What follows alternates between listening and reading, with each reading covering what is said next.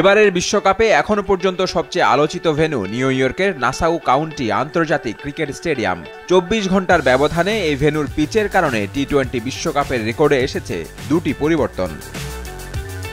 ভারত পাকিস্তান ম্যাচে ভারত বিশ্বকাপে সবচেয়ে কম 119 রান ডিফেন্ড করে জেতার পরদিনই সে রেকর্ড নেমে গেছে দ্বিতীয় স্থানে। টাইগারদের হতাশায় ডুবিয়ে মাত্র 113 রান ধরে রেখে প্রথম স্থানে চলে এসেছে দক্ষিণ আফ্রিকা। যুক্তরাষ্ট্র ভারত ম্যাচও তেমনি লো স্কোরিং হওয়ার সম্ভাবনাই বেশি।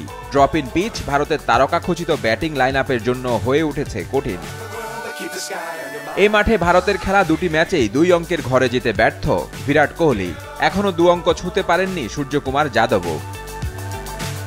আয়ারল্যান্ডের বিপক্ষে প্রথম ম্যাচে অর্ধশতক পেয়েছেন অধিনায়ক রোহিত শর্মা। তবে ভারতের ব্যাটিংয়ের সবচেয়ে রোমাঞ্চকর অংশ ঋষভ পন্তের ব্যাটিং। উইকেটের চারপাশে নির্বিঘ্নে শট খেলছেন এ বাঁহাতি। ওয়ালটন এসিতে ইনস্টলেশন একদম ফ্রি।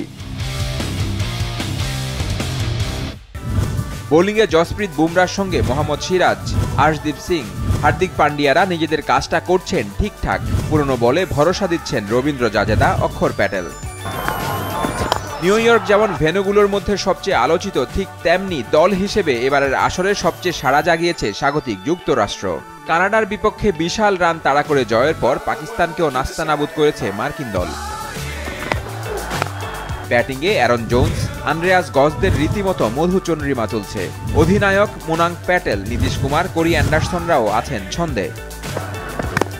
পাকিস্তানের বিপক্ষে জয়ের নেতৃত্ব দেয়া সৌরভ নেত্রাভালকারের সঙ্গে আলী খান, কেনজিগের মতো বোলাররা দুশ্চিন্তার কারণ হতে পারেন কোহলিদের। এই ম্যাচে ভারত একতরফা জিতবে তেমনটা বলার উপায় নেই, তাই উড়িয়ে দেওয়া যাবে না যুক্তরাষ্ট্রের সম্ভাবনা। এই ম্যাচের দিকে নজর থাকবে পাকিস্তানেরও। একই গ্রুপের হওয়ায় চিরপ্রতিদ্বন্দ্বী ভারতের বড় জয় চাইবে পাকিস্তান।